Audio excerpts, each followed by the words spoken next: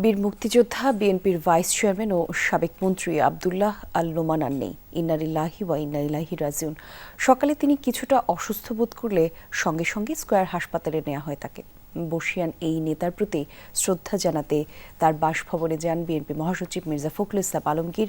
শ্রদ্ধা জানানো শেষে বিএনপি মহাসচিব বলেন, দেশের পট পরিবর্তনের পর এমন একটি সময়ে আব্দুল্লাহ আল নোমান চলে যাওয়ায় দেশের রাজনীতির জন্য বড় ক্ষতি হয়েছে।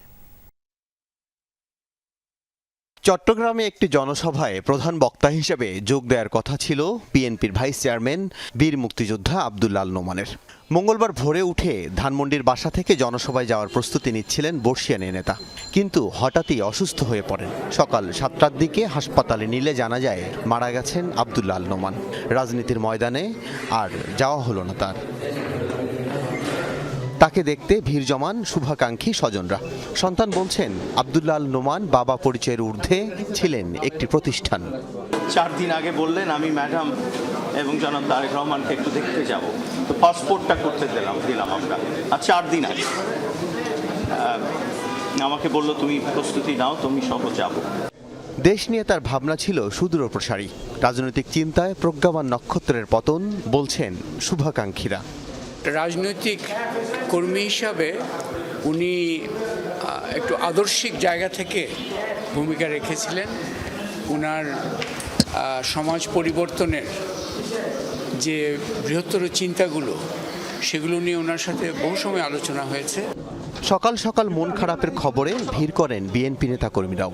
আব্দুল্লাহ আল নোমানের রুহের মাগফেরাত কামনা করেন তারা। তার মতো একজন ত্যাগী প্রো পিপল মানুষ এবং অত্যন্ত প্রগতিশীল মানুষ, অত্যন্ত ইতিবাচক চিন্তা করা মানুষ যে এভাবে চলে যাবেন এই মুহূর্তে, যখন এই ধরনের মানুষকে আমাদের খুব বেশি প্রয়োজন ছিল একটা পরিবর্তনের পরে, তখন তার চলে যাওয়াটা নিঃসন্দেহে আমাদের জন্য অত্যন্ত দুঃখের, শোকের এবং অপূরণীয়। মূলত তিনি একজন ধ্রুপদী রাজনীতিবিদের যে আলাদা যে বৈশিষ্ট্য থাকা দরকার সেটা তার মধ্যে ছিল। সেটা হচ্ছে কর্মী বৎসল যে রাজনীতিবিদ। কয়েক দফায় জানাজা শেষে চট্টগ্রামে পারিবারিক কবরস্থানে দাফন করা হবে এই বিএনপি নেতাকে। 1942 সালে জন্ম নেয় আব্দুল্লাহ আল নোমান একসময় বামপন্থী রাজনীতির সাথে যুক্ত ছিলেন। পরে মাওলানা আব্দুল হামিদ খান ভাসানীর সঙ্গেও রাজনীতি করেন। জিয়াউর রহমান বিএনপি প্রতিষ্ঠা করলে যোগ দেন সেখানে। চট্টগ্রামের জনপ্রিয় নেতা আব্দুল্লাহ আল নোমান এমপি ও মন্ত্রীও ছিলেন। আল আমিন হক অহন, যমুনা নিউজ, ঢাকা।